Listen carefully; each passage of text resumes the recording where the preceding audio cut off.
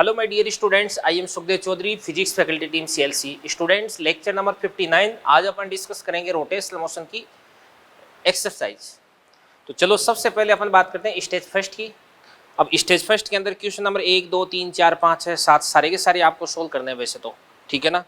But फिर भी जो क्वेश्चंस मैंने आपको टिक करवाए हैं वो क्वेश्चंस मैं आपको बोर्ड पे डिस्कस कराऊंगा। मैं पहले भी कई बार मेंशन कर चुका हूँ कि प्रैक्टिकली पॉसिबल नहीं सारे के सारे क्वेश्चंस है वो बोर्ड पे डिस्कस करना, ठीक है ना। और अगर मैं सारे के सारे क्वेश्चंस बोर्ड पे डिस्कस कर भी दूंगा तो आपको उससे कोई फायदा नहीं होने वाला है, क्योंकि मैं ज़्यादा अगर क्वेश्चन सोल्व करूंगा तो प्रैक्टिस तो मेरी होगी, आपको तो आपकी तो प्रैक्टिस होगी ही नहीं ना। फिर आप डिपेंड हो जाओगे और डिपेंड हो जाओगे तो फिर उसके बाद में आपको कोई ज़्यादा खास फायदा नहीं होगा। फिर भी जो क्वेश्चंस हैं जिनमें रियल में कुछ कंसेप्ट है वो मैं आपको समझा देता हूँ भाई। तो चलो सबसे पहले मैंने आपको क्वेश्चन टिक करवाया था स्टेज फर्स्ट का, क्वेश्चन नंबर 11। तो चलो देखते हैं अपन।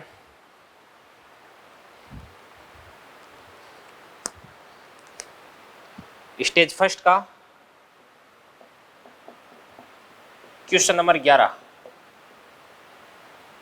क्या कह रहा है ध्यान से।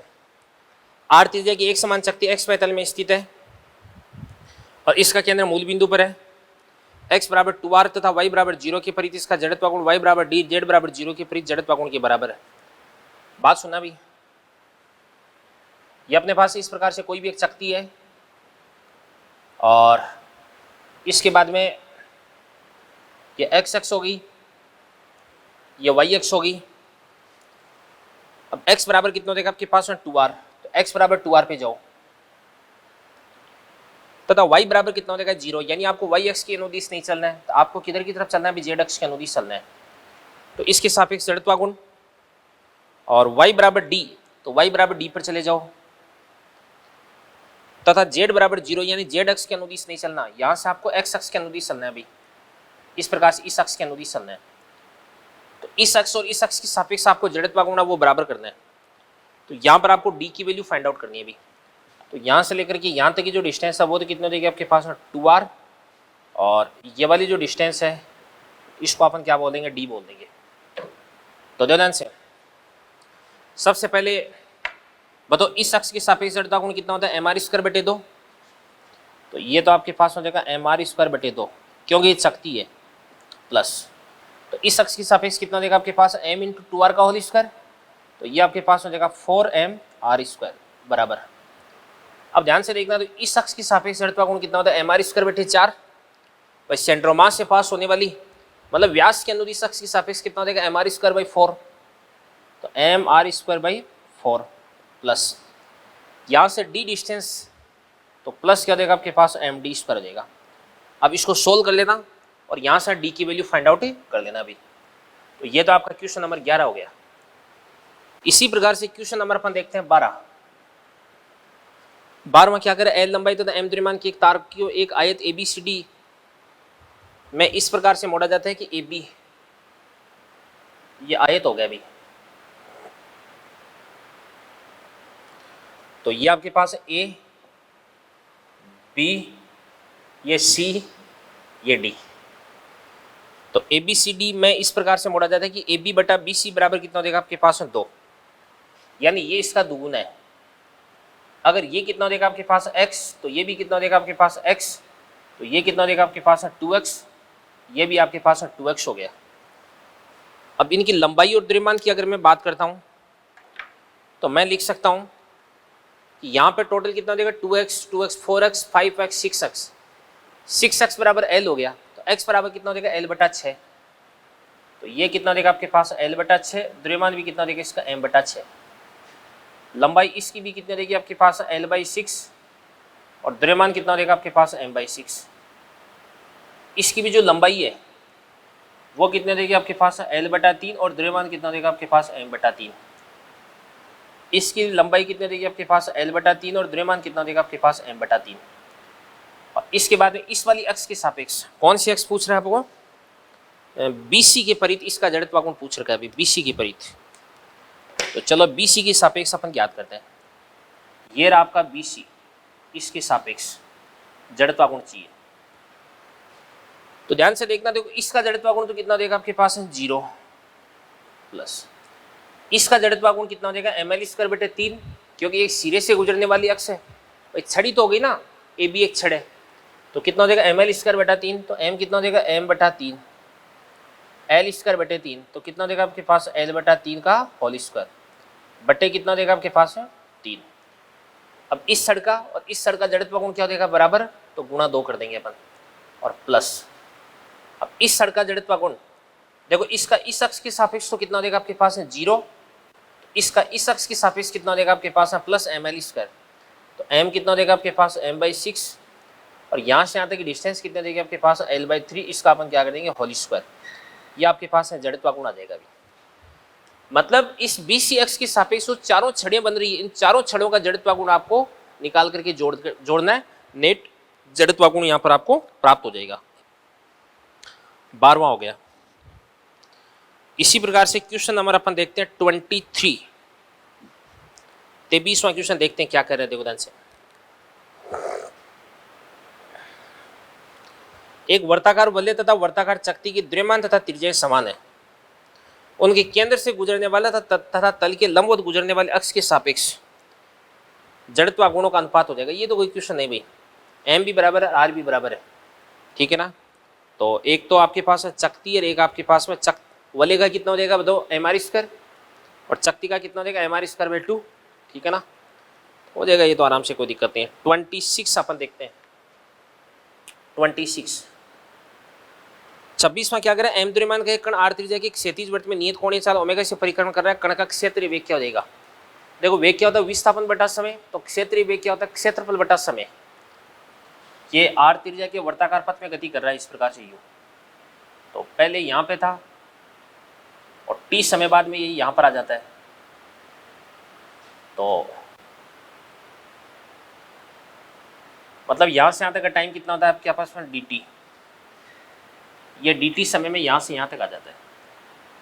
ये आपके पास r हो गया, और ये वाला एंगल कितना देगा आपके पास बताओ, एंगल हो जाएगा आपके पास में थीटा, मान लो कुछ भी मान लो मतलब, ठीक है। और इसके बाद में देखो ध्यान से, कोणीय वेग कितना आपके पास ओमेगा है, ओके। तो अपने को क्या करना है, ये एरिया याद करना है dA, तो क्षेत्रफल बराबर कितना होता है आपके पास में 1/2, त्रिभुज बन गया ना, आधार कितना आपके पास है r इंटू ऊंचाई, ऊंचाई आपके पास है ये हो जाएगी, ऊंचाई ये बन गई, तो इसको अपन क्या बोलते हैं बताओ, इसको अपन बोलते हैं ये d थीटा, मान लो एंगल d थीटा, तो ये वाली डिस्टेंस कितनी हो जाएगी आपके पास r d थीटा, तो ऊंचाई हो जाएगी आपके पास r ये d थीटा, और आपको क्षेत्रीय चाल यानी AB फाइंड आउट करना है, तो dA/dt कर दो, तो dt कर देंगे तो कितना देगा आपके पास 1/2, r क्या हो जाएगा आपके पास r², और इसके बाद में d थीटा/dt, और d थीटा/dt इसको अपन क्या लिख देंगे ओमेगा, तो ये आपके पास 1/2 ओमेगा इंटू क्या हो जाएगा r², ये क्षेत्रीय चाल हो जाएगी। अभी क्वेश्चन नंबर 26 था ये आपका, ठीक है बच्चों। 26 के बाद में इन क्वेश्चंस को आप देख लो, अगला मैं क्वेश्चन सोल्व करने जा रहा हूं आपके सामने, क्वेश्चन नंबर 35, ठीक है ना। तो 35वां क्वेश्चन अपन देखते हैं, देखो ध्यान से।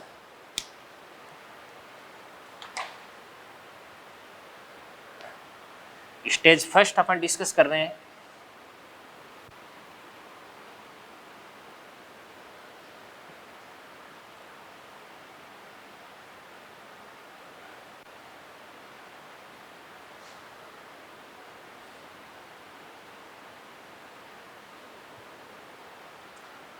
क्वेश्चन नंबर देखते हैं अपन 35। क्या कह रहे हैं ध्यान से, एक गिरनी को घुमाने वाले बेल्ट के खींचने वाले भाग में तनाव कितना 1600 न्यूटन है, ढीले भाग में तनाव कितना है अभी 500 न्यूटन है, और त्रिज्या कितनी है 40 सेंटीमीटर है। ये 35 नंबर क्वेश्चन है। ये पुली होगी, इस पे बेल्ट चढ़ा हुआ है, एक में तो टेंशन कितना हो जाएगा आपके पास 1600 न्यूटन, और एक में टेंशन कितना हो जाएगा आपके पास 500 न्यूटन, और इसकी त्रिज्या r बराबर 40 सेंटीमीटर तो कितना देगा आपके पास है 2/5 मीटर। तो एक काम करो, इसका टॉर्क कैलकुलेट कर लो, टॉर्क। तो 1600 इंटू कितना देगा आपके पास है 2/5, और ये अपोजिट लग रहा है तो माइनस कितना देगा आपके पास है 500 इंटू कितना देगा 2/5, ठीक है ना। तो कितना देगा अभी 320 इंटू 2 कितना देगा आपके पास है 640 माइनस 200। तो टॉर्क बराबर कितना देगा आपके पास है 640 में से 200 को माइनस कर देंगे 440 न्यूटन इंटू मीटर हो जाएगा। इसके बाद यदि अपन पावर कैलकुलेट करते हैं तो P इनपुट बराबर क्या होता है आपके पास में टो इंटू ओमेगा, क्योंकि अपन जानते हैं P बराबर क्या होता है F इंटू वी। तो रोटेशन मोशन में P बराबर क्या होता है टॉर्क इंटू ओमेगा होता है। तो टॉर्क कितना देगा आपके पास है 440 इंटू ओमेगा। ये घूम रहा है किसे 300 चक्कर प्रति मिनट, तो 300 आरपीएम है, 60 से डिवाइड कर दो आरपीएस आ गया, और इसके बाद 2 पाई से मल्टीप्लाई कर दो। तो ये कितना देगा आपके पास में दुदन से 300/60 यानी 5 इंटू 2 पाई 10 पाई, तो ये आपके पास है 4400 पाई, ये पावर आ गई भी। इसके बाद में क्वेश्चन में आपको बोला जा रहा है कि इसकी दक्षता वो कितनी होती है 90%। तो कितनी शक्ति उत्पन्न होती है भी, शक्ति कितनी उत्पन्न होती है, तो इट्टा बराबर कितने देगी आपके पास है 90/100 बराबर क्या होता है आपके पास है P output upon P input. तो P आउटपुट बराबर कितना देगा आपके पास है 0.9 इंटू ये आपके पास है 4400 पाई। सोल्व कर देंगे आंसर आ जाएगा, ठीक है ना। इसी प्रकार से आपका क्वेश्चन नंबर है 37 में कह रहा है कि कोई पार्टिकल है जो कि इस प्रकार से इस लाइन पर चल रहा है। अभी ये तो x हो गया, और ये आपके पास है क्या देगा आपके पास है y, और पार्टिकल इस लाइन पर चल रहा है इस प्रकार से u। अब जब पार्टिकल यहां पर a पर है और पार्टिकल b पर है, तो a पर है तो भी इसका वेग है वो कितना देगा आपके पास में v, और b पर है तो भी इसका वेग है वो कितना देगा आपके पास में v हो जाएगा। अब दोनों से a b अपन ने कोणीय संवेग कैसे कैलकुलेट किया था कि आपके पास है जो वेग है इसको पीछे की तरफ आपको एक्सटेंड करना है, पीछे की तरफ बढ़ाना है। तो एक को अगर पीछे की तरफ बढ़ाओगे तो भी ये डॉटेड लाइन आएगी, बी को पीछे की तरफ बढ़ाओगे तो भी ये डॉटेड लाइन आएगी। और इसकी ध्यान से देखना, देखो मूल बिंदु से लंब दूरी आपके पास ये आ जाएगी, ये लंब दूरी आ गई, ठीक है ना, ये आपके पास लंब दूरी आ गई, ओके। और ये जो लंब दूरी है इसको अपन क्या मान सकते हैं, मान के चलेगा ये आपके पास में d हो गया, d। तो जब a पर है तो भी लंब दूरी d है, तो a पर कोणीय समय कितना देगा mv इंटू डी, और b पर भी कोणीय समय कितना देगा mv इंटू डी हो जाएगा। तो इस स्थिति में कोणीय समय LA बराबर LB हो जाएगा। ये आपका क्वेश्चन नंबर 37 हो गया। बाकी सारे के सारे क्वेश्चंस तो आसान है। एक क्वेश्चन नंबर 52 है, कि थोड़ा सा मैं आपको बता देता हूँ क्या करें। ठोस गोला एक अनतल पर नीचे लुढ़कता है तथा इसका वेग कितना भी v1 है, ठीक है ना, और तल पर इसका वेग कितना भी v1 है, और यही गोला अनतल पर फिसलता है तो इसका वेग कितना भी v2 है। तो कौन सा संबंध सही है, बात सुनना भी। एक तो लुढ़कना मतलब शुद्ध लौटनी गति करना, तो वेग कितना देगा आपके पास है, क्वेश्चन नंबर हो जाएगा 52। तो v1 बराबर कितना देगा आपके पास है, v बराबर √2gh अपॉन 1 प्लस के स्क्वायर बटा आर स्क्वायर, तो 2/5 इसका रूट हो जाएगा। तो कितना देगा आपके पास में 1 प्लस 2/5 7/5 हो गया ना। तो 2gh और इंटू कितना देगा आपके पास में 5/7, ये आ गया v1 बराबर, ठीक है ना। और इसके बाद हम दूसरे केस में ये क्या करता है, अभी फिसलता है तो इस स्थिति में वेग कितना होता है, v बराबर √2gh होता है, ठीक है ना, यानी लुढ़कता नहीं बिल्कुल भी। तो कितना देगा आपके पास √2gh। तो यहां से आपके पास v1 बराबर कितना देगा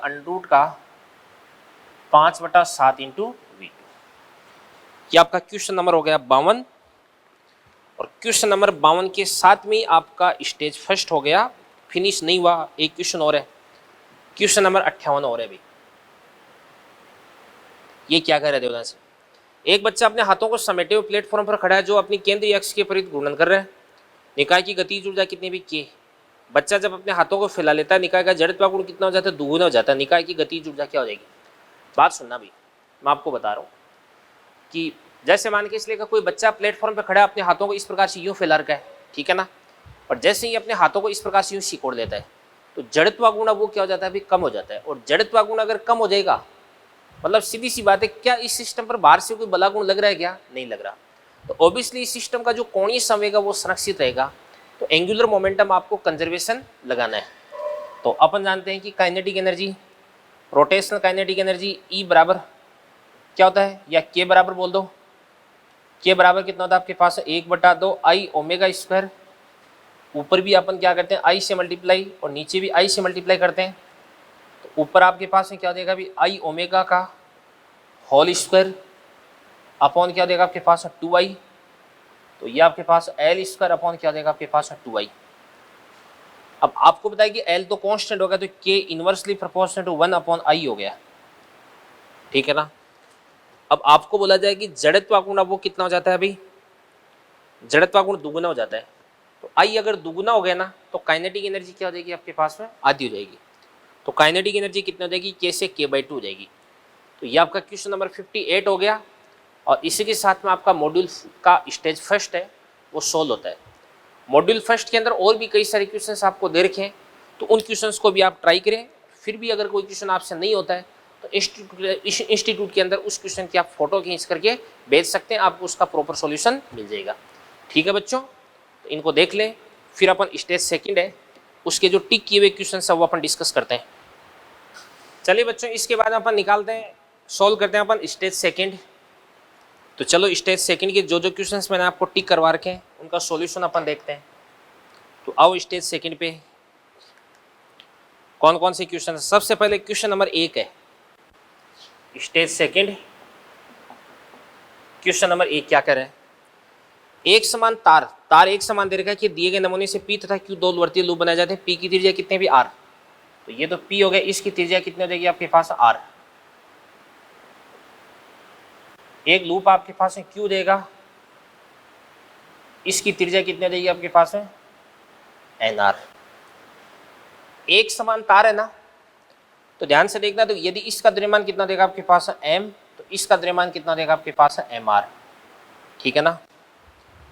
अब जड़त्व गुण की बात करें तो यदि अक्ष के परित अपने जड़त्व गुण के परित पी के जड़त्व गुण का 4 गुना है, तो क्यू का जड़त्व गुण, इसका जड़त्व गुण कितना देगा आपके पास आई, तो इसका जड़त्व गुण कितना देगा आपके पास है 4i हो जाएगा, ठीक है ना, ये बोला जा रहा है अभी।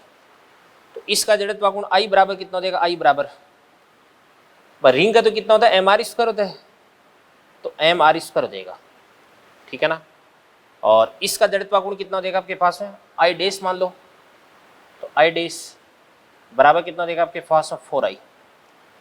तो आई डैश बराबर कितना देगा बताओ, ये देगा आपके पास M R square, sorry N are.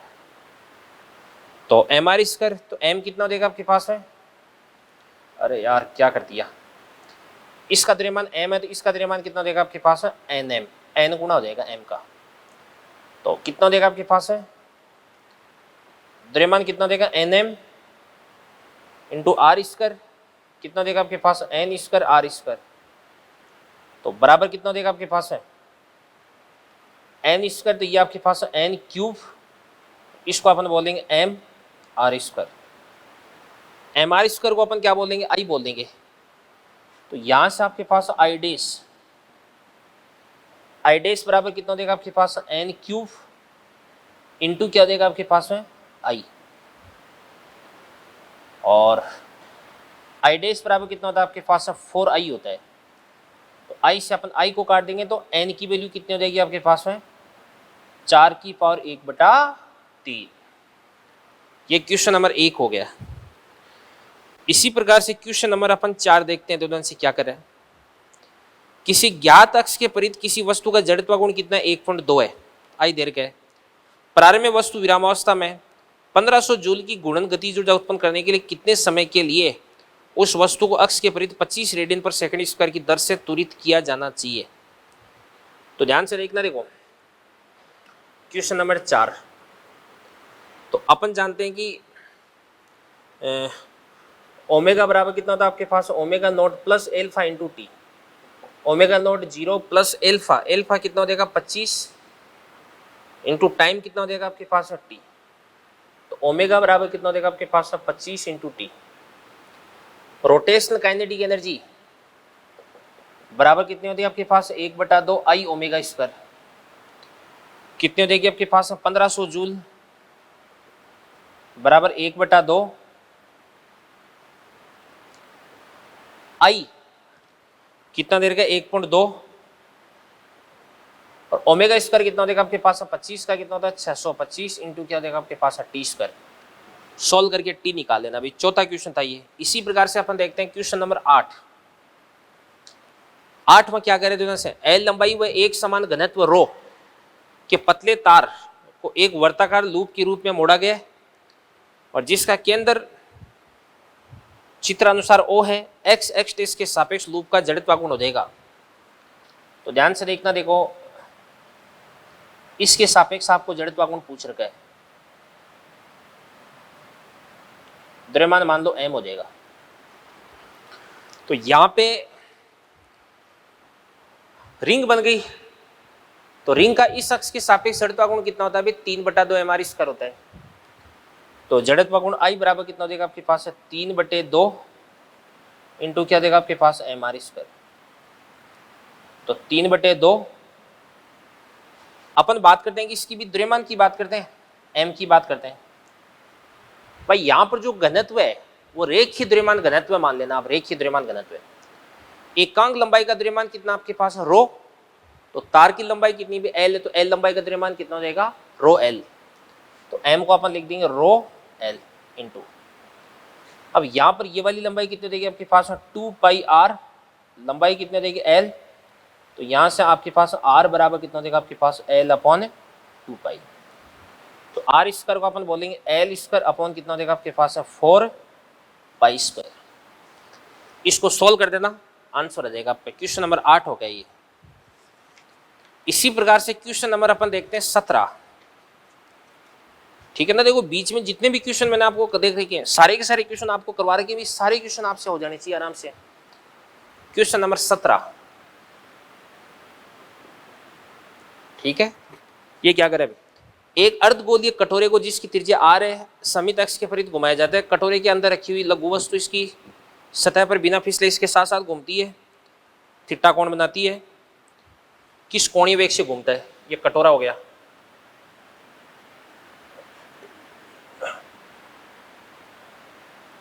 Diagram बनाते हैं, ऐसा डायग्राम बन जाएगा दो से। और ये आपके पास ओमेगा हो गया, ये थीटा कोणीय वेग हो गया, सॉरी थीटा कोण हो गया। अब इसका द्रव्यमान कितना है भी आपके पास m, तो नीचे की तरफ mg लगा दो, ठीक है ना। इधर की तरफ नॉर्मल रिएक्शन फोर्स n लगा दो। n का ये वाला कंपोनेंट क्या देगा आपके पास n साइन थीटा, और ये वाला कंपोनेंट क्या देगा आपके पास n कोस थीटा। तो बाहर की तरफ इस पे फोर्स लगाना कितना भी m omega square r, r यहां से लेके यहां तक डिस्टेंस हो जाएगी, इसको आपने r बोल रखा है। तो ये r कोस थीटा दिया आपके पास r साइन थीटा देगा, इसको अपन बोलेंगे r साइन थीटा, ठीक है ना। अब यहां पर आपको क्या पूछा जा रहा है, अभी ओमेगा पूछ रहा है। तो चलो ओमेगा कैलकुलेट करते हैं अपन। तो कैसे करते हैं कैलकुलेट, देखो यहां पे n sine theta, n sine theta बराबर कितना देगा आपके पास m omega square r sine theta, और यहां पर आपके पास n कोस थीटा बराबर क्या हो देगा आपके पास n कोस थीटा बराबर mg। इसके बाद में साइन थीटा से साइन थीटा को उड़ा दूंगा, n से n को उड़ा दूंगा, भाग दे दूंगा। तो यहां से आपके पास में क्या बन जाएगा बताओ 1/2 cos थीटा बराबर m से m को काट देंगे, ओमेगा स्क्वायर आर बटे कितना देगा आपके पास है g। तो यहां से आपके पास ओमेगा की वैल्यू फाइंड आउट कर लेना। क्वेश्चन नंबर 17 आपका हो चुका है। अब ध्यान से देखना, तो क्वेश्चन नंबर 18 आराम से कर सकते हो आप। भाई टॉपलिंग वाला क्वेश्चन मैंने आपको करवा रखा है, 19, 20, 21, 22 सारे क्वेश्चन आप कर सकते हो। क्वेश्चन नंबर 25वां क्वेश्चन मैं आपको बता देता हूँ इसके अंदर, ठीक है भाई। जिस टाइप का क्वेश्चन मैंने आपको करवा रखा है वैसा क्वेश्चन करवाने में आपका कोई फायदा नहीं है, ठीक है ना। तो आगे बढ़ते हैं अपन क्वेश्चन नंबर 25 पे। वैसे थ्योरी के अंदर आपको मैंने जितने क्वेश्चंस करवा दिए ना वो मोर देन इनफ है। उन क्वेश्चंस को अगर आपने अच्छे से समझ लिया ना तो कहीं पे भी आपको कोई दिक्कत नहीं आएगी। बाकी प्रैक्टिस तो आपको करनी है, जितनी करो उतनी कम है प्रैक्टिस तो, ठीक है ना। क्योंकि डॉक्टर बनना, आपको डॉक्टर ऐसे थोड़ा ना बना जाता है, बहुत मेहनत करनी पड़ती है। क्वेश्चन नंबर अपन देखते हैं 25। क्या कह रहे हैं सुनो। द्रव्यमान एम प्रारंभिक चाल यू कोण थीटा पी व क्यू के बीच औसत बलागुण ज्ञात करना भी आपको। तो देखो ध्यान से, पार्टिकल यूं गति करता है, ये एक्स हो गया, ये आपके पास वाई हो गया, ये यू, ये आपके पास है थीटा। अब सुनना ध्यान से देखना, देखो यहां पर यदि इसका प्रारंभिक कोणीय संवेग एल आई की बात करें तो ये आपके पास है 0 हो गया, क्योंकि इसका जो वेग है ना वो इस बिंदु पी से गुजर रहा है। और क्यू पर अगर अपन बात करते हैं तो फिर से इसका वेग कितना देगा आपके पास है u। तो इसका ये वाला कंपोनेंट तो कितना देगा आपके पास बताओ, u cos थीटा। ये कितना देगा आपके पास है u sin थीटा। तो इधर की तरफ संवेग कितना देगा mu sin थीटा, और ये वाली डिस्टेंस कितना देगी आपके पास r। तो इनटू अगर अपन r कर देंगे तो ये आपके पास l फाइनल आ जाएगा। तो l फाइनल बराबर mu sin theta into r, और r को अपन क्या लिख सकते हैं भाई, r को अपन लिख सकते हैं, ये हो जाएगा आपके पास में u square sine 2 theta upon g हो गया भाई। तो ये आपके पास एल एफ आ गया भाई, कितना देगा आपके पास M U cube sine theta sine 2 theta upon क्या देगा आपके पास है जी। और यहां से यहां तक टाइम है वो कितना देगा आपके पास है टी बराबर 2u साइन थीटा बटे जी। और यदि आपको टॉर्क निकालना है तो टॉर्क बराबर क्या होता है आपके पास delta L upon delta T. तो L final minus L initial upon T कर देंगे अपन, वैल्यू फुट करते आपके पास आंसर आ जाएगा 25 हो गया, 26, 27, 28, 29 ये टॉपलिंग वाले रही, छड़ को लटकाने वाले सारे क्वेश्चन मैंने आपको यहाँ पे करवा रखे हैं। अगला क्वेश्चन आपका क्वेश्चन नंबर 1 में, इसके अंदर आपको क्वेश्चन और करवा देता हूँ, क्वेश्चन नंबर 31 भी करवा देता हूँ, 31, ठीक है ना। टिक नहीं करवाया था बट फिर भी करवा देता हूँ 31वां। पतला खोखला गोला है जिसका द्रव्यमान m और m द्रव्यमान के द्रव्य से पूर्णतया बराबर v वेग से लुढ़कता है, तो निकाय की गतिज ऊर्जा कितनी देगी। बात सुनना भी, गोले का द्रव्यमान कितना देगा आपके पास m, और इसके अंदर जो फ्लूइड भर का है इस लिक्विड का द्रव्यमान भी कितना देगा आपके पास m हो देगा। ये भी m और ये भी कितना देगा आपके पास m। वेग कितना देगा आपके पास v।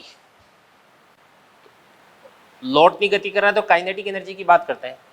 सबसे पहले खोखले गोले की बात करते हैं, तो खोखले गोले की कितनी होती है 1/2 mv स्क्वायर इंटू 1 प्लस के स्क्वायर बटा आर स्क्वायर और प्लस। अब लिक्विड है, इस लिक्विड को अपन क्या मान सकते हैं ठोस गोला, और ठोस गोले का ध्यान से देखना, देखो क्या होता है 2/5 होता है के स्क्वायर बटा आर स्क्वायर। तो इसकी गति जो जाएगी 1/2 mv स्क्वायर इंटू 1 प्लस 2/5, जोड़ देना, टोटल काइनेटिक एनर्जी आ जाएगी भाई, ठीक है। अब ये बात होगी। अब यहां पर अगर आपको इस क्वेश्चन में ऐसे बोल दिया जाए कि नॉन विस्कस फ्लूइड है, अशांद्रव है, अगर उससे भरक है तो इस स्थिति में जो लिक्विड है वो घूर्णन गति नहीं करेगा। और अगर नॉन विस्कस यानी अशांद्रव अगर बोला जा रहा है तो इस स्थिति में केवल 1/2 mv², यही अपन काम में लेंगे। ये प्लस 2/5 इसको अपन जीरो कर देंगे, क्योंकि अशांद्रव होता है वो गोले के साथ साथ में रोटेशन नहीं करेगा अभी। इसी प्रकार से क्वेश्चन नंबर अपन देखते हैं 33। क्या कहता है 33वां क्वेश्चन, देखो ध्यान से। चित्र में धातु की एक पतली शीट एबीसी को दर्शाया गया है और एल एल भुजा एसी के सापेक्ष आपको जड़त्व गुण ज्ञात करना है अभी, ठीक है ना। इसका द्रव्यमान एम है। ये कोई वर्गाकार शीट थी। अब ये वाला जो भाग है इसका द्रव्यमान कितना बोला जा रहा है अभी, एम, तो इसका द्रव्यमान भी एम हो जाएगा। और आपको बताया कि जो वर्ग होता है ना, वर्ग, इसकी इस भुजा के सापेक्ष जड़त्व गुण कितना होता है। और वैसे चलो इस तरीके से अगर आप नहीं देखना चाहो तो ये तो त्रिभुज बन गया ना, और त्रिभुज की ये वाली हाइट कितनी देगी, एच, ये भी कितना देगा आपके पास, एल, और ये कितना देगा आपके पास 45 हो गया क्या, 90, तो ये आपके पास 45 डिग्री। ये एल बाई √2, तो एच बराबर कितना देगा आपके पास, एल बाई √2 हो गया। आई बराबर कितना होता है आपके पास, mh²/6। ऐसे भी निकाल सकते हो आप। तो क्वेश्चन नंबर 33 आपका हो गया फिनिश। तो बाकी हर टाइप के क्वेश्चन मैंने आपको करवा रखे हैं, तो इसी के साथ में आपका स्टेज सेकंड है वो भी फिनिश होता है बच्चों, ठीक है ना। तो इन क्वेश्चंस को आप देख लें, इसके बाद स्टेज थर्ड पर अपन आते हैं। तो चलिए बच्चों, अब अपन आ चुके हैं स्टेज थर्ड पे। तो इसके अपन अच्छे अच्छे जो क्वेश्चन है जो मैंने आपको टिक करवा रखे हैं वो अपन करते हैं सॉल्व। सबसे पहले क्वेश्चन नंबर अपन आते हैं 2 पे। तो क्वेश्चन नंबर 2 क्या कह रहा है, देखो।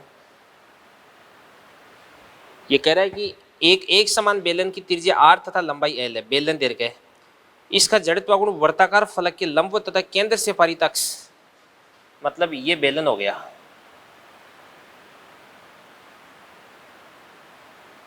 इस वाली अक्ष के सापेक्ष आपको बोला जा रहा है। तो इस अक्ष के सापेक्ष कितना हो जाएगा बताओ।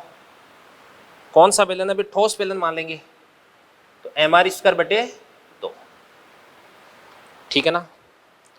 और सॉरी mr²/2 हो गया, हाँ बिल्कुल चकती हो गई ना। केंद्र से पारित, ठीक है ना, ये हो गया।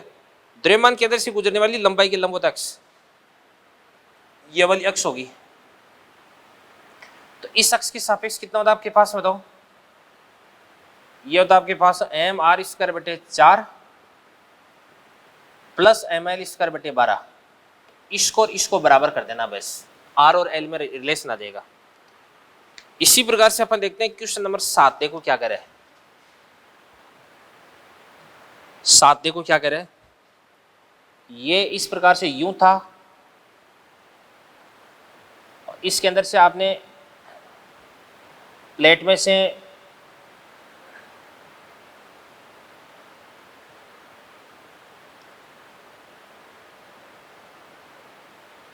चार ये काट करके बाहर निकालें, ऐसा कहा जा रहा है आपको।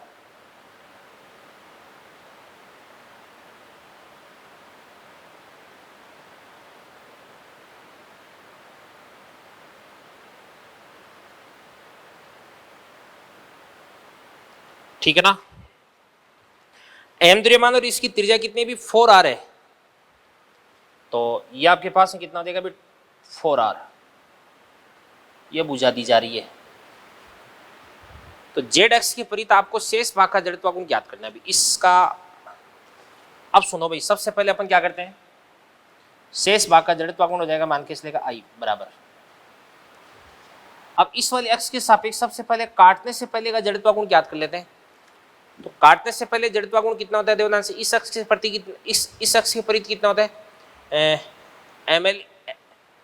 ml²/12 और इसके सापेक्ष भी कितना होता है आपके पास एम एल स्क्वायर बटे 12, तो इस अक्ष के सापेक्ष कितना होता है एम एल स्क्वायर बाई 6, तो ये आपके पास हो जाएगा एम एल कितना देगा आपके पास 4r का स्क्वायर बटे क्या देगा आपके पास है 6।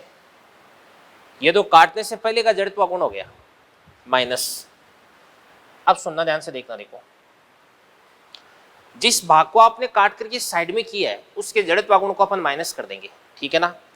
तो अपन बात करते हैं इसका जड़त्व गुण अपन निकालते हैं कौन सी अक्ष के सापेक्ष, इसके सापेक्ष, इस वाली अक्ष के सापेक्ष निकालते हैं।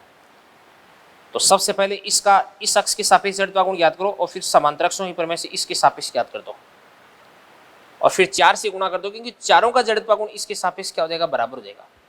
अब देखना ध्यान से देखो, यहाँ पे कुल द्रव्यमान कितना आपके पास m और कुल क्षेत्रफल कितना हो जाएगा आपके पास में 4r का स्क्वायर यानी 16r स्क्वायर, और जिस भाग को आपने काट कर इस साइड में किया उसकी त्रिज्या कितनी हो जाएगी आपके पास r, तो इसका एरिया कितना हो जाएगा आपके पास पाई r स्क्वायर से अपन r स्क्वायर को काट देंगे, तो ये आपके पास है कितना हो जाएगा आपके पास पाई m बटे 16। ये बात होगी भी, ये तो जिस भाग को आपने काट करके इस साइड में किया इसका द्रव्यमान आ गया भी, ठीक है।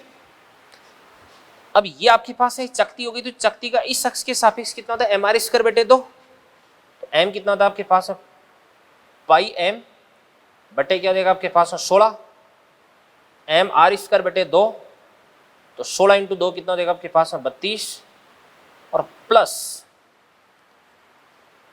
अब ये तो इस शक्ति का इस अक्ष के सापेक्ष जड़त्व गुण हो गया, तो इसके सापेक्ष अगर आपको कैलकुलेट करना है तो प्लस एम आर स्क्वायर आपको और करना पड़ेगा, तो प्लस एम एम कितना देगा आपके पास पाई एम बटे 16 इंटू आर स्क्वायर। अब ये वाली डिस्टेंस कितनी है आर और ये वाली डिस्टेंस कितनी हो जाएगी आर, ये कितनी हो जाएगी आपके पास √2r, तो √2r का स्क्वायर कितना हो जाएगा आपके पास 2r स्क्वायर, ठीक है ना। और इसके बाद इसको अपन 4 से भी मल्टीप्लाई कर देंगे भी, क्यों, क्योंकि ऐसी 4 शक्तियां आपने काट करके बाहर निकाली है, तो इसको सोल्व कर लेना, आपके पास है जो शेष बचा हुआ भाग है उसका जड़त्व गुण प्राप्त हो जाएगा। इसी प्रकार से आपका क्वेश्चन नंबर है 8, तो चलो क्वेश्चन नंबर अपन देखते हैं 8 क्या कह रहा है अभी, m बराबर 5 इकाई द्रव्यमान का एक कण x वाई तल में x y बराबर x+4 की अनुदिश गति करता है। तो सबसे पहले इसके अंदर अपन x बराबर पुट करते हैं, ये x हो गया और ये आपके पास y हो गया। सबसे पहले इसके अंदर अपन x बराबर 0 पुट करते हैं, तो y बराबर कितना हो जाएगा 4, और फिर इसके अंदर अपन क्या कहते हैं भाई y बराबर 0 पुट करते हैं तो x बराबर कितना हो जाएगा -4, तो ये भी कितना हो जाएगा आपके पास है 4। इस लाइन के अनुदिश ये पार्टिकल गति कर रहा है, ठीक है ना, और किस वेग से गति कर रहा है ये वेग आपको दे रखा है। तो यहाँ से अपन क्या करते हैं लंब दूरी ज्ञात कर लेते हैं इसकी, ये मैंने आपको क्वेश्चन ऐसा करवा रखा है। तो ये वाला एंगल कितना देगा आपके पास 45, तो ये आपके पास 4 हो गया, ये कितना देगा 4 cos 45, ये कितना देगा आपके पास 4 sin 45। तो इस वाली डिस्टेंस को अपन बोलेंगे 2√2, और कोणीय संवेग L बराबर कितना होता है m कितना देगा 5, और v कितना देगा आपके पास 3√2 इंटू कितना देगा आपके पास 2√2, लंब दूरी से मल्टीप्लाई कर देंगे तो L आ गया आपके पास। इसी प्रकार से क्वेश्चन नंबर 9 क्या कह रहे हैं देवदान से, ये आपको दिया जा रहा है कि परिवर्ती कोणीय वेग ओमेगा, ओमेगा बराबर कितना देगा आपके पास एल्फा माइनस बीटा टी, ठीक है ना। एक दृढ़ वस्तु एक स्थिर अक्ष के परिवर्ती कोणीय वेग से घूम रही है, एल्फा बीटा नीता के। विराम में आने से पहले इसके द्वारा तय किया गया कोणीय विस्थापन क्या देगा। अब विराम में आने का मतलब होता है ओमेगा बराबर 0 करना, तो ओमेगा बराबर 0 कर देंगे, तो ओमेगा बराबर 0 कर देंगे तो आपके पास टी बराबर कितना देगा भाई एल्फा बटे बीटा। अब ओमेगा बराबर कितना देगा आपके पास एल्फा माइनस क्या देगा आपके पास बीटा टी, और ओमेगा को अपन क्या लिख सकते हैं D theta upon D T. तो यहाँ से आपके पास डी थीटा बराबर एल्फा माइनस क्या देगा आपके पास beta T into D T. Integration कर देंगे 0 से लेकर के टी तक, और टी बराबर कितना देगा आपके पास एल्फा बटे बीटा। तो यहाँ से आपके पास जो थीटा आएगा ना वही आपका आंसर हो जाएगा भाई, ठीक है ना, ये चीज होगी। तो क्वेश्चन नंबर 9 तक अपन ने सोल्व कर दिए हैं, इसके बाद में आगे अपन डिस्कस करते हैं। चलिए बच्चों, इसके बाद में अपन देखते हैं क्वेश्चन नंबर 11 क्या कह रहे हैं। देखो ध्यान से, एक दृढ़ गोलाकार वस्तु बिना किसी बाह्य बलागुण के अक्ष के विपरीत घूर्णन कर रही है। ताप के कारण इसका जो आयतन है वो 3% बढ़ जाता है, तो इसकी कोणीय चाल में प्रतिशत परिवर्तन होगा। आयतन है वो 3% से बढ़ जाता है, तो गोलीय वस्तु है। क्वेश्चन नंबर कौन सा है ये? 11। तो अपन जानते हैं कि v बराबर कितना होता है आपके पास? 4/3 पाई आर क्यूब। तो डेल्टा v बराबर कितना देगा आपके पास? 3 डेल्टा आर। तो डेल्टा आर बराबर कितना देगा आपके पास? Delta v/3। डेल्टा v कितना था? 3/3 बराबर कितना देगा आपके पास? 1%। त्रिज्या में 1% हो गया। i बराबर कितना होता है आपके पास? 2/5 इंटू mr²। तो i डायरेक्टली प्रोपोर्शनल टू क्या देगा? r²। तो यहाँ से आपके पास डेल्टा i बराबर कितना देगा आपके पास? 2 डेल्टा r। तो 2 डेल्टा r कितना देगा? 1। तो ये आपके पास 2% हो गया प्लस। इसके बाद में L बराबर क्या होता है आपके पास? I ओमेगा बराबर क्या देगा आपके पास? कांस्टेंट। तो omega inversely proportional to 1/i। तो i की पावर -1। तो यहाँ से आपके पास डेल्टा ओमेगा बराबर कितना देगा आपके पास? माइनस का डेल्टा i, और माइनस का डेल्टा i कितना देगा आपको? 2। तो 2% की कमी हो जाएगी भी कोणीय वेग में। तो माइनस का 2% ऑप्शन दे रखा है ना, ठीक है। इसी प्रकार से क्वेश्चन नंबर 13 अपन देखते हैं क्या कर रहे थे। स्थिति सदिश r सदिश वाले किसी कण पर बल F सदिश कार्य रहता है, मूल बिंदु के विपरीत बल जड़त्व कण का मान कितना है? टो है तब है। अब सुनो, मैं आपको बता देता हूँ। देखो अपन जानते हैं क्वेश्चन नंबर कौन सा आपके पास में? 13। मैं आपको बता चुका हूँ वेक्टर वाले चैप्टर में कि टो वेक्टर बराबर आर वेक्टर क्रॉस क्या होता है? एफ वेक्टर होता है। तो ये जो टो वेक्टर होता है ना, ये आर की भी क्या होता है? लंबवत, और एफ वे की भी क्या होता है? लंबवत होता है। तो यहाँ पे टो का आर के साथ में डॉट, तो आर डॉट टो बराबर भी कितना होता है? 0। और टो का एफ के साथ में, तो एफ का टो के साथ में भी जो डॉट है वो क्या होता है आपके पास? 0 होता है भी, ठीक है ना। ये चीज होगी। अब ऑप्शन मैच कर लेना। क्वेश्चन नंबर 14 क्या कह रहे हैं? देखो ध्यान से, क्वेश्चन नंबर 14वां क्वेश्चन कह रहा है कि एक घुमावदार वलय जिसकी आंतरिक तथा बाह्य त्रिज्या r1 r2 है, बिना फिसले नियत कोणीय चाल से घूम रही है। वलय के अंदर तथा बाहर स्थित दो कोणों पर लगने वाले बलों का अनुपात F1/F2 है, ठीक है ना। r1 r2 है, नियत कोणीय चाल से घूम रही है। तो चलो देखते हैं अपन देवदान से। कोई पहिया है, आंतरिक त्रिज्या इसकी कितने देगी आपके पास? r1, और बाह्य त्रिज्या कितने देगी आपके पास? r2। एक तो पार्टिकल यहां पर है, एक आपके पास पार्टिकल यहां पर है। कोणीय वेग कितना आपके पास? ओमेगा। तो इस वाले पार्टिकल पर बल कितना देगा आपके पास? F1 बराबर कितना देगा आपके पास? m ओमेगा² r1, और F2 बराबर कितना देगा आपके पास? m ओमेगा² r2 देगा। तो रेशियो निकाल लेना, कोई दिक्कत वाली बात ही नहीं है। 14वें के बाद में 15वां करवा रखा, 16, 17, 18, 19, 20, ये सारे के सारे करवा रखे हैं भाई। क्वेश्चन नंबर 21 में यहां पर आपको बता देता हूं, देखो ध्यान से।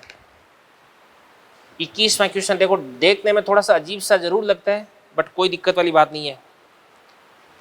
द्रव्यमान की दो एक समान कण एक तथा दो दर्शक हैं जो कि समांतर रेखाओं के अनुदिश v सदिश वेग से विपरीत दिशा में गति कर रहे हैं, और किसी क्षण इनके स्थिति सदिश r1 सदिश और r2 सदिश हैं जो कि बिंदु ए से खींचे जाते हैं। सही विकल्प का चुनाव कीजिएगा। आपको एक के सापेक्ष ना, एक के सापेक्ष, ये ए हो गया।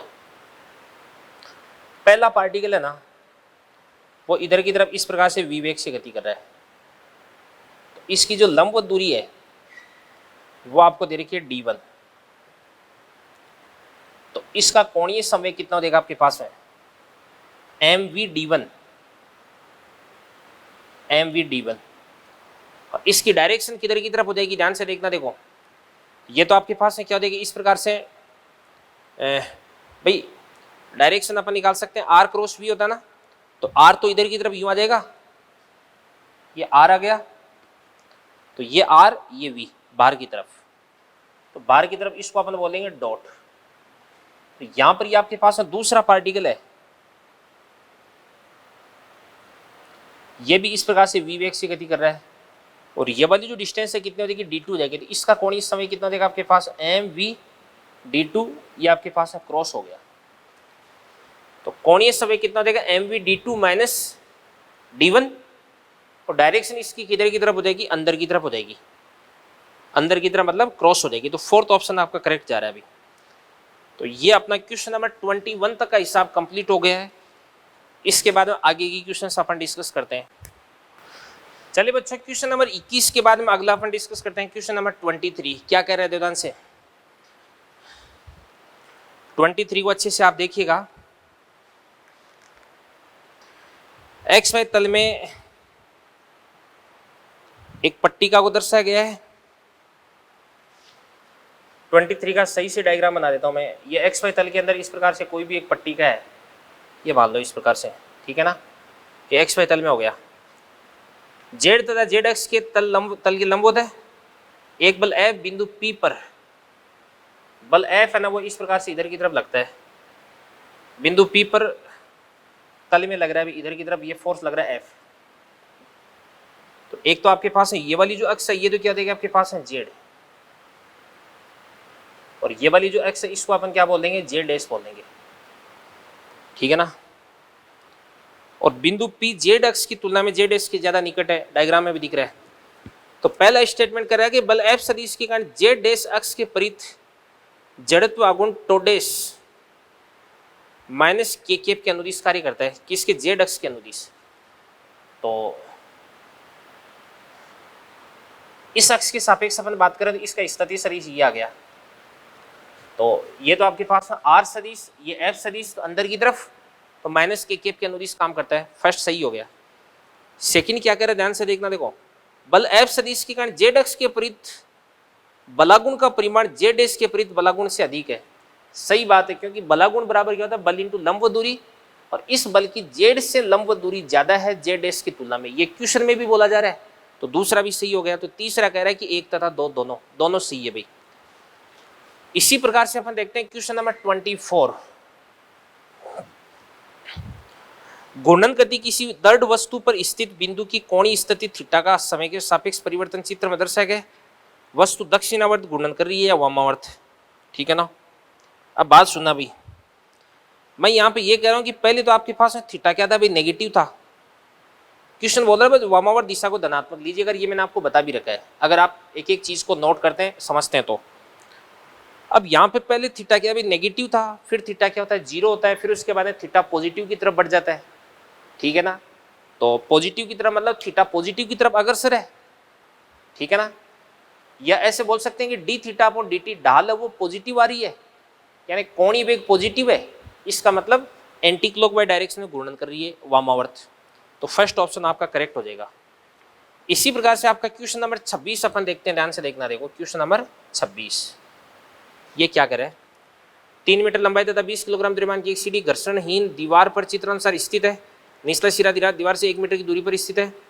तो सीढ़ी पर दीवार तथा फर्श द्वारा प्रतिक्रिया बल का मान ज्ञात कीजिएगा, ठीक है ना। घर्षणहीन दीवार पर स्थित है ये,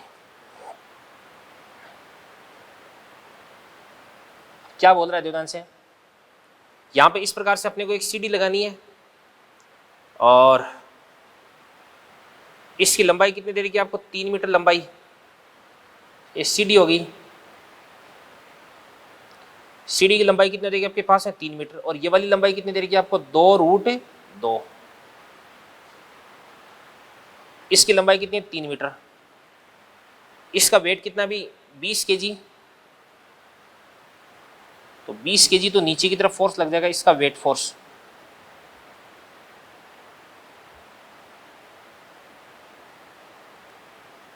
G हो गया। इसके अलावा कौन कौन से फोर्स इस पे लग रहे हैं ये मैं आपको बता देता हूं। देखो ये वाली जो दीवार है इसका नॉर्मल रिएक्शन फोर्स लग जाएगा इस प्रकार से इधर की तरफ N1। इस वाली दीवार का नॉर्मल रिएक्शन फोर्स आपके पास लग जाएगा N2। अब इस वाली दीवार को तो फ्रिक्शन लेस बोला जा रहा है, ये संतुलन में, तो इधर की तरफ तो आपको यार फ्रिक्शन लगाना ही पड़ेगा ना, ये फ्रिक्शन आपको लगाना पड़ेगा F2, और ये F2 इस N1 को बैलेंस करेगा, ठीक है ना। अब ये लंबाई कितनी देर की, 3 मीटर, ये कितने देर की आपको, 2√2, ठीक है ना। तो ये वाली लंबाई भी अपन कैलकुलेट कर लेते हैं कितना हो जाता है। तो 3 स्क्वायर कितना देगा आपके पास 9 बराबर 2 रूट 2 का स्क्वायर कितना देगा 8 प्लस कितना देगा आपके पास, इसको अपन बोलेंगे एक्स स्क्वायर।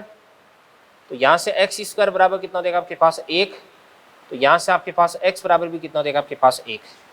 तो ये कितना देगा आपके पास 1 मीटर हो जाएगा अभी, ठीक है ना, 1 मीटर हो गया। अब आपको बोला जा रहा है, क्या बोला जा रहा है, निचला सिरा दीवार से 1 मीटर की दूरी पर स्थित है। ये तो यार क्वेश्चन में बोल रखा था, चलो अपन ने कैलकुलेट कर लिया, कोई दिक्कत नहीं है। तो एक तो सीडी पर दीवार तथा फर्श के द्वारा नॉर्मल रिएक्शन फोर्स आपको कैलकुलेट करना है अभी। तो चलो देखते हैं अपन सबसे पहले इस पे नीचे की तरफ लगने वाला बल और ऊपर की तरफ लगने वाला बल बराबर हो जाएगा। तो N2 ये तो फर्श का हो गया, तो N2 बराबर कितना देगा आपके पास है 20G। तो 20 इंटू जी कितना देगा आपके पास 9.8 हो जाएगा, ठीक है ना।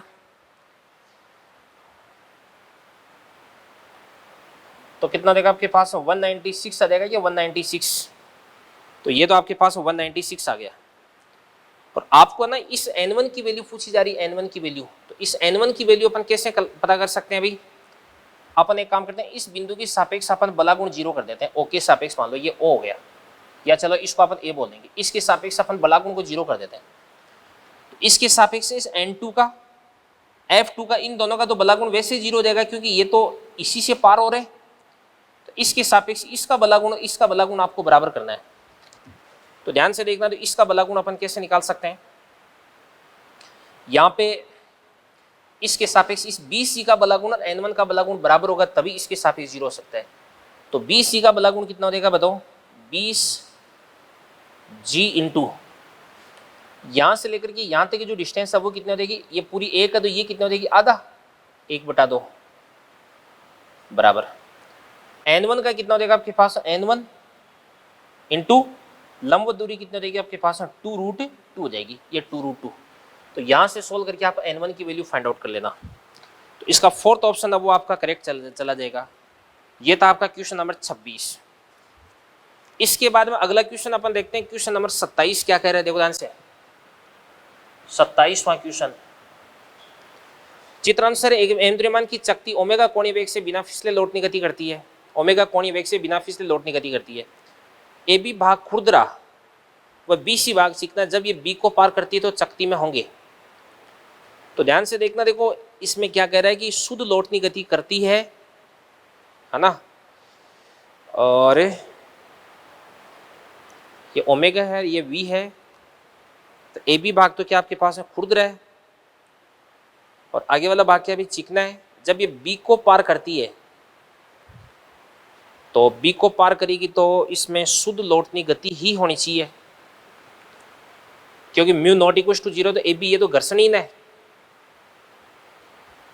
अब मैं आपको एक चीज बता रहा हूं, अभी अगर कोई भी वस्तु शुद्ध लौटनी गति कर रही है तो इस स्थिति में उस वस्तु का जो संपर्क बिंदु है उसकी धरातल के सापेक्ष कोई गति नहीं होती, धरातल के सापेक्ष गति नहीं होती, यानी यहाँ पे किसी प्रकार की फिसलन नहीं होती है।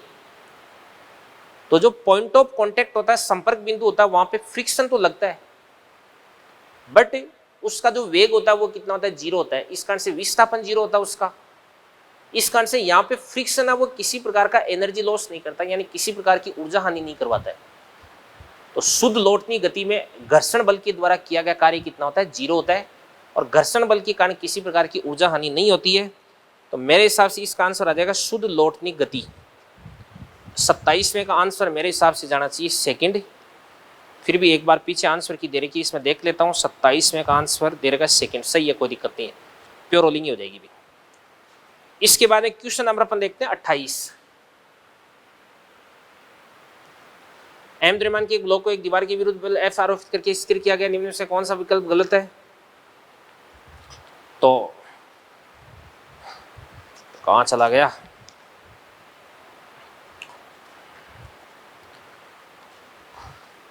कौन सा विकल्प गलत है भाई, देखो ध्यान से। अपन डायग्राम देख रहे हैं कि आप अपने पास में कोई भी एक ब्लॉक है जिसका द्रव्यमान कितना m और इसकी भुजा कितनी है 2a है, और यहाँ पे अपन क्या कर रहे हैं, इस पे एक फोर्स लगा रहे हैं, F लगा रहे हैं। तो चलो अपन इसको स्थिर करते हैं। स्थिर करते हैं तो इसमें नीचे की तरफ कौन सा फोर्स लग रहा है भाई, ऑब्वियसली mg। ऊपर की तरफ केवल और केवल कौन सा फोर्स लग सकता है भाई, फ्रिक्शन। तो ऊपर वाला फोर्स नीचे वाले फोर्स के बराबर हो जाएगा, तो F बराबर तो कितना हो जाएगा आपके पास, mg हो ही जाएगा भाई। तो F बराबर तो कितना हो जाएगा आपके पास, mg। ये तो आपके पास में पहला तो हो गया सही। दूसरा कह रहा है कि अभिलंब प्रतिक्रिया बल बलागुण उत्पन्न नहीं करता है। अब बात सुनना भी, यहां पे इसका ये तो देगा नीचे वाला हाफ पार्ट, और ये आपके पास ऊपर वाला हाफ पार्ट हो गया। तो अगर अपन इस प्रकार से यहां पे फोर्स लगा रहे हैं तो ये नीचे की तरफ इस प्रकार से यूं गति करना चाहेगा, तो यहां पे तो क्या हो जाएगा, नॉर्मल रिएक्शन फोर्स का दबाव ज्यादा हो जाएगा, और यहाँ पे नॉर्मल रिएक्शन फोर्स का दबाव क्या हो जाएगा, कम हो जाएगा। प्रैक्टिकली इस चीज को फील कर सकते हैं कि जो नीचे वाला हाफ पार्ट है इस पे दबाव ज्यादा, ऊपर वाले हाफ पार्ट पे दबाव कम होगा। तो इस कारण से नॉर्मल रिएक्शन फोर्स है यहाँ पर बीच में नहीं आकर के नॉर्मल रिएक्शन फोर्स इस प्रकार से इधर की तरफ आ जाएगा। ये आपके पास है नॉर्मल रिएक्शन फोर्स हो गया। तो यहाँ पे जो नॉर्मल रिएक्शन फोर्स है वो इस ब्लॉक के सेंटर से तो पास हो नहीं रहा है, और सेंटर से पास नहीं हो रहा, तो इस स्थिति में नॉर्मल रिएक्शन फोर्स का टॉर्क आएगा, बलागुण आएगा। तो सेकंड ऑप्शन आपका गलत हो गया। थर्ड कह रहा है कि एफ बलागुण उत्पन्न नहीं करेगा। सही बात है भाई, एफ है वो तो सेंट्रोमास से पास हो रहा है, तो एफ तो बलागुण उत्पन्न नहीं करेगा। और अभिलंब प्रतिक्रिया बल किसके बराबर होगा, एफ के बराबर होगा। इधर आपने कितना फोर्स लगाया, एफ, तो ये एन और एफ बराबर हो जाएंगे, दाएं फोर्स और बाएं फोर्स दोनों बराबर हो जाएंगे। बट इस केस के अंदर आपका जो नॉर्मल रिएक्शन फोर्स है वो बिल्कुल उसका जो रिजल्टेंट है, परिणामी है, वो सेंट्रोमास से पास नहीं करेगा, थोड़ा सा नीचे से पास करेगा। ये बात आपको ध्यान में रखनी है भाई। क्वेश्चन नंबर 29 क्या कह रहा है देखते हैं अपन। तो इन क्वेश्चंस को एक बार नोट करें, इनको मैं मिटा रहा हूं यहां से।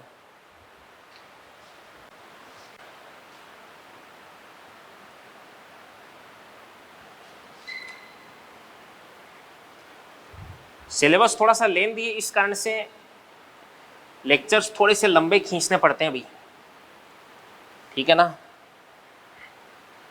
समझदार हो आप। और वैसे भी 4 घंटे की तो क्लास होती है, कोई ज्यादा लोड तो है ही नहीं आपके पास है।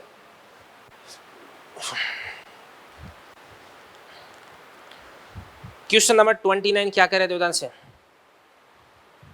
20 फुट लंबी एक भारी सीढ़ी क्षैतिज से 60 डिग्री के कोण पर है। ये सीढ़ी यहां पे लगा रहे हैं क्षैतिज से 60 डिग्री के कोण पे। ये 20 फुट लंबी होगी, तो ये कितना देगा आपके पास है 20 cos 60, तो ये कितना देगा आपके पास है 10, और ये कितना देगा आपके पास है 10√3। और घर्षण दीवार के सारे टिकी, यानी यहाँ पे तो फ्रिक्शन नहीं है। 150 पाउंड का एक व्यक्ति सीढ़ी पर इसके निम्नतम बिंदु, भाई बाहरी सीढ़ी है, निम्नतम बिंदु से 4 फुट की दूरी पर है। तो यहां से ध्यान से देखना, देखो 4 फुट की दूरी पर यहां पर अपन एक आदमी खड़ा कर दिया, ठीक है ना, ये 4 फीट की दूरी पे है। यहां पे इस आदमी का द्रव्यमान कितना देगा भी 150 पाउंड, 150 पाउंड हो गया ना। तो क्या होता है ध्यान से देखना, देखो 150 इंटू कितना देगा आपके पास है जी, इतना फोर्स लगेगा, सीडी का कोई भार है नहीं, तो यहाँ पे नॉर्मल रिएक्शन फोर्स लग जाएगा आपके पास N1 मान लो, और यहाँ पे आपके पास हो जाएगा N2 मान लो, है ना। अब मैं ये कह रहा हूँ कि यहाँ पर आपके पास में N1 है वो तो 150 जी के बराबर हो जाएगा, 150 जी के बराबर हो जाएगा। बट यहाँ पर जो N2 है उसको कोई बैलेंस कर नहीं पाएगा, भाई सीडी ऑब्वियसली इधर की तरफ जाएगी। तो अपन क्या करते हैं, इस प्रकार से इस पे यूं इधर की तरफ एक फोर्स अप्लाई कर देते हैं। ये अपन ने फोर्स अप्लाई कर दिया F, ठीक है ना। और ये जो F है ना वही आपका N2 को बैलेंस कर देगा। F किसको बैलेंस कर देगा, N2 को बैलेंस कर देगा भी, ठीक है ना। अब आपको F की वैल्यू फाइंड आउट करनी है भाई, F की वैल्यू। तो ये F कितना हो जाएगा भाई, अपन एक काम करते हैं, अपन किसी भी बिंदु के सापेक्ष बलागुण को 0 कर देते हैं। तो किस बिंदु के सापेक्ष अपन बलागुण को 0 करते हैं, चलो अपन इस बिंदु के सापेक्ष बलागुण को 0 कर देते हैं। तो चलो इस बिंदु के सापेक्ष अपन बलागुण को 0 करते हैं। तो इस बिंदु के सापेक्ष F का और N1 का, इन दोनों का तो बलागुण 0 गया। क्योंकि एफ और एन वन दोनों यहां से पास हो रहे हैं। अब 150 जी का बलागुण और एन टू का बलागुण परिमाण में समान और दिशा में विपरीत होगा, तो बराबर कर दो। तो 150 जी इंटू 150 जी इंटू, अब ये वाली डिस्टेंस कितनी हो जाएगी आपके पास है 4, तो ये वाली डिस्टेंस कितनी हो जाएगी आपके पास बताओ 4 cos 60, तो ये आपके पास है 2, तो इंटू 2 ये बलागुण हो गया। और N2 का बलागुण आपको कैलकुलेट करना है, तो N2 इंटू ये लंब दूरी कितनी हो जाएगी आपके पास है 10 रूट 3, 10 रूट 3। तो क्या यहां से सोल्व करके अपन N2 निकाल सकते हैं? N2 आ गया, और जो N2 होगा ना वही आपके पास है क्या हो जाएगा F हो जाएगा।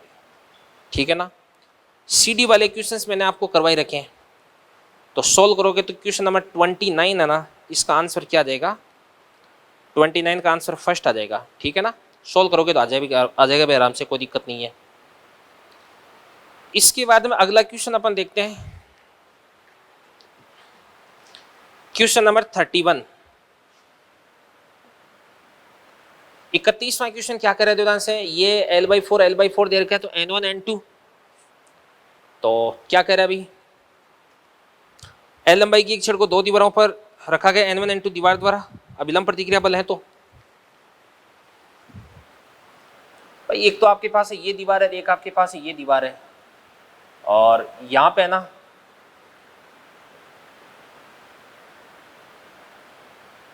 ये N1 हो गया, ये N2 हो गया। अब यहां पर ये वाला एंगल और ये वाला एंगल बराबर है, तो N1 और N2 दोनों बराबर होनी चाहिए, तभी ये CD है वो आपकी बैलेंस पे हो सकती है। ठीक है ना। N1 और N2 ये दोनों एक क्षैतिज के साथ में, यहाँ पे जो CD है दोनों पे एक क्षैतिज के साथ में सेम एंगल बना रही है, और इधर भी L/4 और इधर भी L/4 है, तो सिमेट्री से N1 और N2 दोनों बराबर कर देंगे अपन।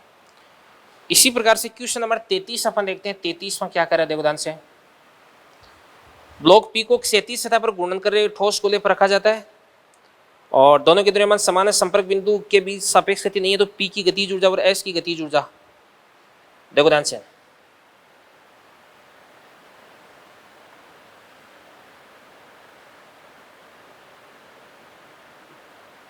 इसका द्रव्यमान कितना आपके पास M, ये ठोस गोला है, तो इसका वेग कितना देगा आपके पास V, तो ऑब्वियसली इसका वेग कितना होना चाहिए आपके पास 2V होना चाहिए। क्यों? क्योंकि यहाँ का वेग कितना देगा 0, यहाँ का वेग कितना देगा V, यहाँ का वेग कितना देगा आपके पास 2V हो जाएगा, क्योंकि जो टॉप मोस्ट पॉइंट है इसकी वेलोसिटी कितनी होती है 2 टाइम्स होती है, 2V होती है ना। अब इसकी गतिज ऊर्जा कितनी देगी, इसकी गतिज ऊर्जा 1/2 mv² इंटू 1 प्लस ठोस बोला है तो 2/5, और इसकी गतिज ऊर्जा कितनी देगी 1/2 m इंटू 2v का स्क्वायर यानी 4v² हो जाएगा। ठीक है ना। अब इनकी गतिज ऊर्जा का रेशियो पूछा जा रहा है, आराम से अपन कर देंगे, कोई दिक्कत वाली बात ही नहीं है। इसी प्रकार से क्वेश्चन नंबर 34 वो भी मैं आपको यहीं पे सोल्व करवा देता हूँ। 34 में क्या बोला जा रहा है, ये x हो गया, ये आपके पास y हो गया, यहाँ पे ये कोई भी गोलाकार चीज है जो क्या कर रही है इस प्रकार से रोलिंग कर रही है, चकती है, m r ओमेगा से घूम रही है, और o के सापेक्ष आपको कोणीय संवेग चाहिए। तो एक तो इसका v बराबर कितना देगा आपके पास है ओमेगा इंटू आर, तो देखो ध्यान से स्थानांतरण गति के कारण इसका संवेग कितना देगा mv, और v को अपन क्या बोल सकते हैं बताओ ओमेगा इंटू आर, ये तो संवेग अगर यहाँ से जो लंब दूरी है वो किसके बराबर हो जाएगी आपके पास r के बराबर।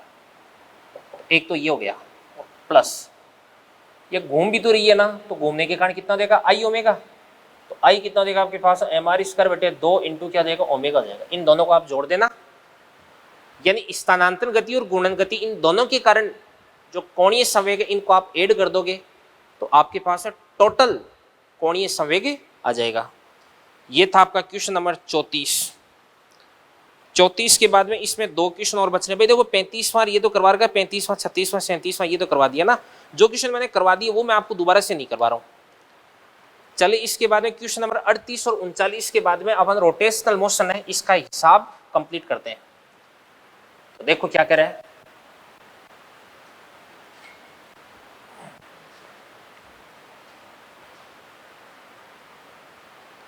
38 और 39। सबसे पहले क्वेश्चन नंबर 38 क्या कर रहे थे ध्यान से। आर त्रिज्या के ठोस गोले को इसकी ज्यामितीय अक्ष के परिधि जड़त्व कोण कितना भी आई है, तो ठोस गोले का आई बराबर कितना देगा आपके पास है 2/5 इंटू mr²।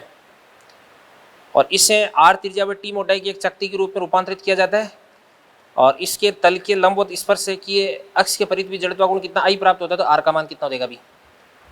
तो अपन एक काम करते हैं भी, ये जो चक्ति, इस चक्ति का जड़त्व कोण कितना होता है स्पर्श से किए अक्ष के सापेक्ष 3/2 mr² होता है ना। तो आई बराबर कितना देगा आपके पास है 3/2 mr²। तो ये बराबर कर देंगे अपन, है ना। तो यहां से आपको इन दोनों को बराबर कर दो, बस आंसर आ जाएगा, कोई दिक्कत वाली बात ही नहीं है। इसी प्रकार से क्वेश्चन नंबर आपका है 39। एक छोटा पिंड m द्रव्यमान रहित धागे से जुड़ा है। धागे का दूसरा सिरा P पर बंधित है, चित्र में देखिएगा। ओके, पिंड x में तल में एक समान कोणीय वेग, कोणीय चाल ओमेगा से वर्तीय गति कर रहा है। वर्त का सिरा O पर है, वर्त का केंद्र O पर है। O और P बिंदुओं के सापेक्ष निकाले गए निकाय के कोणीय संवेग L और LP है, तब यह इस प्रकार से वर्ताकार गति कर रहा है पार्टिकल। तो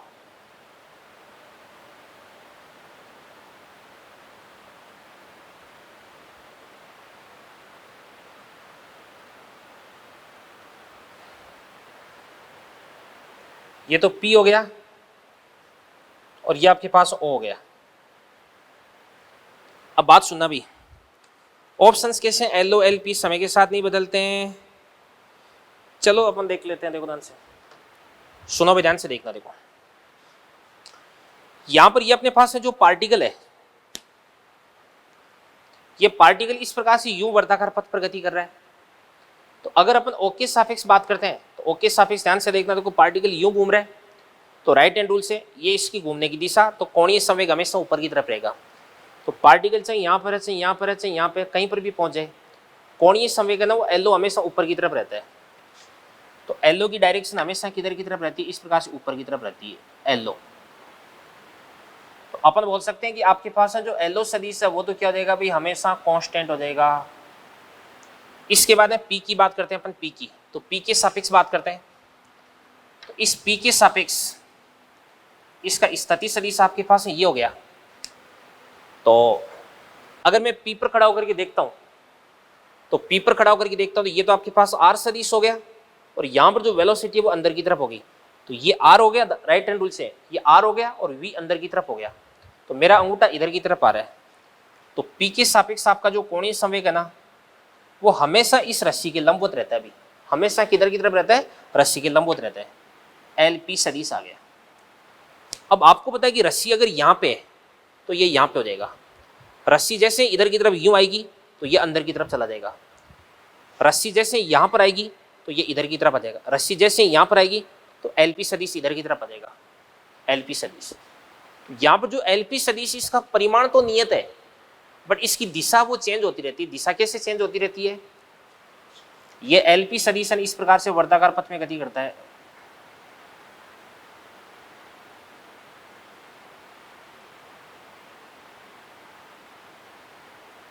तो ये LP सदिश इस प्रकार से शंकु बनाता है अभी, ठीक है ना। तो इसकी डायरेक्शन हमेशा क्या होती है, चेंज होती रहती है। तो बच्चों ये था अपना लेक्चर नंबर 59, और ये था आपका रोटेशनल मोशन वाला चैप्टर। तो मैंने मेरे हिसाब से इस चैप्टर के अंदर आपको जितना थ्योरेटिकल और न्यूमेरिकल कंटेंट देना चाहिए था, उससे ज़्यादा आपको कंटेंट देने की कोशिश की है। लेक्चर टाइम एवरेज 50 मिनट से 60 मिनट होता है, बट अपना लेक्चर टाइम ओबियसली 1 घंटे से थोड़ा सा ज़्यादा ही मैंने रखा है, क्योंकि सिलेबस है उसको अपने को अच्छे से कवर करना है अभी। तो उम्मीद करता हूँ कि आपने इस चैप्टर को बहुत अच्छे से एंजॉय किया होगा, आपने कई सारी अच्छी चीज़ें आपने सीखी होगी।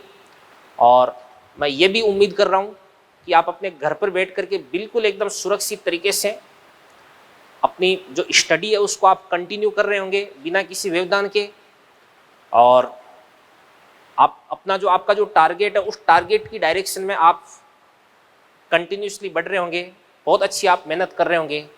और अगर नहीं कर रहे तो आपको करनी चाहिए यार, मेहनत अगर नहीं करोगे ज़िंदगी में, इस उम्र में अगर अपन स्टडी नहीं करेंगे तो फिर उसके बाद में अपनी कोई स्पेशल आइडेंटिटी बनने वाली नहीं है, ठीक है ना। अपने को कुछ ज़िंदगी में अलग स्पेशल कुछ हासिल नहीं होगा फिर, ठीक है ना।